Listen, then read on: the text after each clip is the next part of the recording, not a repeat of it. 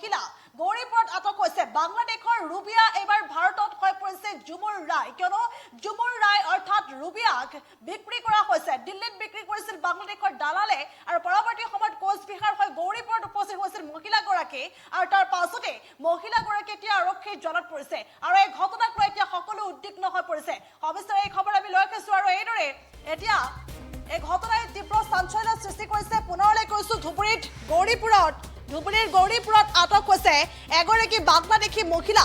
বাংলাদেশৰ পৰা বাংলাদেশৰ দালালে ভাৰতীয় আধাৰ কাৰ্ড বনাই মহিলাগৰাকীক দিল্লীত বিক্ৰী কৰাৰ অভিযোগ উত্থাপন হৈছে আৰু পৰৱৰ্তী সময়ছোৱাত দিল্লীৰ পৰা মহিলাগৰাকীয়ে পলাই আহিছে, কোচবিহাৰ হৈ উপস্থিত হৈছে আৰু তাৰ পাছতে গৌৰীপুৰত উপস্থিত হৈছে আৰু সম্প্ৰতি গৌৰীপুৰত আটক হৈছে সেই বাংলাদেশী মহিলা ৰুবিয়া ওৰফে জুমুৰ ৰায় আৰু সমগ্ৰ ঘটনা সন্দৰ্ভত আৰক্ষীয়ে অব্যাহত ৰাখিছে তদন্ত। পৰিকল্পিতভাৱে বাংলাদেশৰ ৰুবিয়া ভাৰতত হৈ পৰিছে এতিয়া জুমুৰ ৰায়।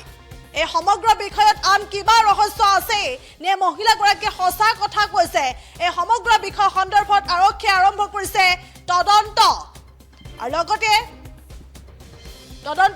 আৰম্ভ কৰিছে আৰক্ষীয়ে আৰু লগতে বংগৰ কোচবিহাৰৰ আৰক্ষীয়ে কিয় মহিলাগৰাকীক গৌৰীপুৰলৈ পঠিয়াই দিছে ইয়াকে লৈ এতিয়া প্ৰশ্ন উত্থাপন হৈছে আৰু এই ঘটনাক কেন্দ্ৰ কৰি এতিয়া সকলো উদ্বিগ্ন হৈ পৰিছে।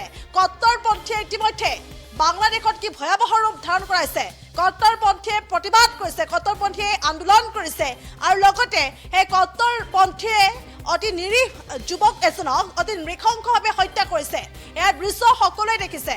গতিকে কট্টৰপন্থীয়ে আন্দোলন কৰা সেই বাংলাদেশত এতিয়া নাৰী সুৰক্ষিত নহয় নেকি প্ৰশ্ন এতিয়া উত্থাপন হৈছে। পুনৰলৈ কৈছোঁ, কট্টৰপন্থীয়ে আন্দোলন কৰা বাংলাদেশত নাৰী সুৰক্ষিত নহয় নেকি এই প্ৰশ্ন এতিয়া উত্থাপন হৈছে, কিয়নো 9 গৰাকীকৈ মহিলা কামৰ নামত ভাৰতত বিক্ৰী কৰাৰ গুৰুতৰ অভিযোগ উত্থাপন হৈছে আৰু ইমানেই নহয়, মুছলমান মহিলাৰ নাম হৈছেগৈ জুমুৰ ৰায়।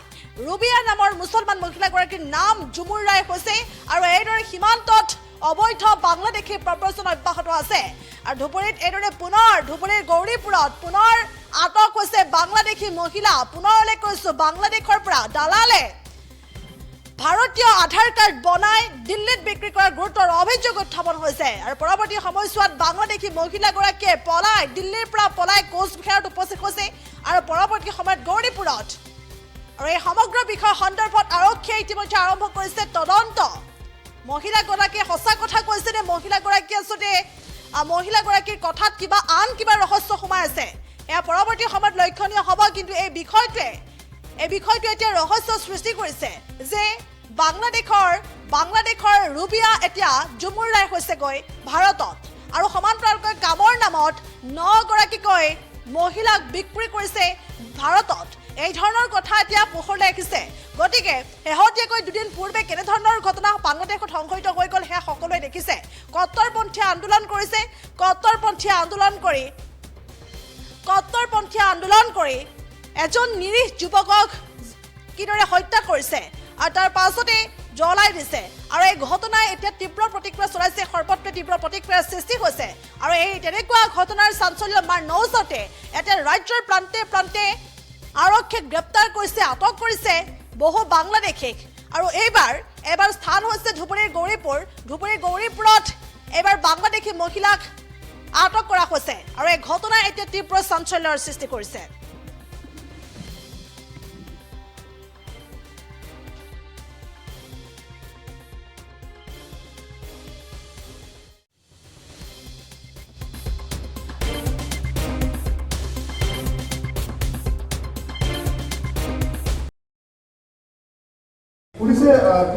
আমার অরিজিনাল নাম রুমি আক্তার আর এখানকার ডুপ্লিকেট নাম হয়েছে জুমুর রয়। আচ্ছা, আপনার ঘর পথ? আমার দেশ বাংলাদেশ, কুমিল্লা ডিস্ট্রিক্ট। আপনি ইয়াত কেনেকে আসেন? এখানে আমাকে বিক্রি করা হয়েছে। আমি একা নয়, আমার সাথে আরও অনেক মেয়েরা ছিল। পরে কোথায় আছে আমি জানি না, তবে ওখান থেকে আমি পালিয়ে এসেছি, পালিয়ে গুয়াহাটি এসেছি। গুয়াহাটি থেকে এখন আমি কুচবিহার গিয়েছিলাম। কুচবিহার থানাতে স্যার বললো যে স্টেটমেন্ট নিয়েছে, বললো যে আমরা কিছু করতে পারবো না, গৌরীপুর থানাতে যাও। আচ্ছা, এই যে কিমান দিন আবার বিক্রি করলে আর কোনে বিক্রি করলে? ওরা আমাকে বিক্রি করেছে দিল্লির লোকের কাছে। তো দিল্লি থেকে তো যেভাবে আমি এখানে এসেছি, তো আমি যেটা বলতে চেয়েছি যে আমাকে কুচবিহার থানাতে গিয়েছিলাম, ওখানের বাবু সব স্টেটমেন্ট নিয়ে বললো যে তুমি গৌরীপুর থানাতে যাও, আমরা এখানে কিছু করতে পারবো না, গৌরীপুর থানার লোক করতে পারবে। যখন গৌরীপুর থানা পুলিশ স্টেশনে এসেছিলাম, তখন যাওয়ার পরে রাত্রি 9:30 বাজে আমি বাবুকে বললাম বড় বাবু আছে, উনি বললো যে নেই। তো তুমি কি চাও? আমি বললাম যে আমি বাঙালি, আমি দেশে যেতে চাই। উনি বললো তো আমরা তো জানি না, ওটা কুচবিহার থানাতে জানে। তখন আমি সোজা বললাম বাবু কুচবিহার থানাতে স্টেটমেন্ট নিল, বললো যে গৌরীপুরে যাও। এখন গৌরীপুর থেকে বললেন যে আপনারা কিছু জানেন না, তাহলে কি আমাদের কোনো নিরাপত্তা নেই? উনি এরকম বললো না যে মেয়ে মানুষ কোথায় যাবে রাত্রে করে, একা এখানে থাক। উনি কিছুই বলেনি। যখন আমি রাত্রে বের হয়েছি, ওটা কি মোড় বলে যেন, ওখান থেকে আমাকে এক দাদা আমাকে বললো যে তুমি এখানে কিসের জন্য। পরে বললাম যে আমার এরকম সমস্যা, আমি দেশে যেতে চাই। তখনই আমাকে হসপিটালে এনে রেখে দিয়ে গেছে যে তুমি এখানে সেফটিতে থাকবে। কোন হসপিটাল? ওটার নাম কি পোপোলা হসপিটাল। আপনাকে কি গৌরীপুর থানা থেকে তাড়া দেওয়া হয়েছিল?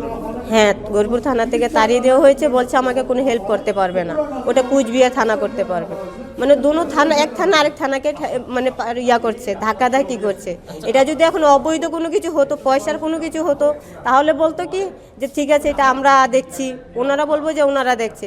এখন একটা মানুষ হেল্প পেয়েছে, অথচ তারা কোনো হেল্প করছে না। আচ্ছা, আপনি অভিযোগ করলে যে আপনার বিক্রি করে দেওয়া হয়েছিল, তো কিমান দিন আগত বিক্রি করে দেওয়া হয়েছিল, আর এই কেদিন কি কথা ছিল? আমি কোনো এজেন্টকে চিনি না, তবে আমি যে লোকের মাধ্যমে এখানে এসেছি ওই লোককে ধরলে সব এজেন্ট বের হয়ে যাবে। তো আশা করছি আমি দেশে এসে আমার দেশের অনেক মেয়ে মা বোনদেরকে আমাদের মতন বিক্রি করে দিচ্ছে। আগে দেশে যাই, তারপরে দেশের মা বোনকে কীভাবে দেশে ফিরানো যায় ওটা আমার দেশে গিয়ে আমার দেশের এজেন্টের কাছে আমি বলতে পারবো। আচ্ছা, আপনার যে বিক্রি করলে তার নাম না জানে নাকি, তার চিনি না পায়? নামটা সঠিক খেয়াল নেই, মনে নেই। 2 মাস আগে তো, মানে 2-3 দিন দেখা হয়েছে। কোন জায়গায় ঘর তার?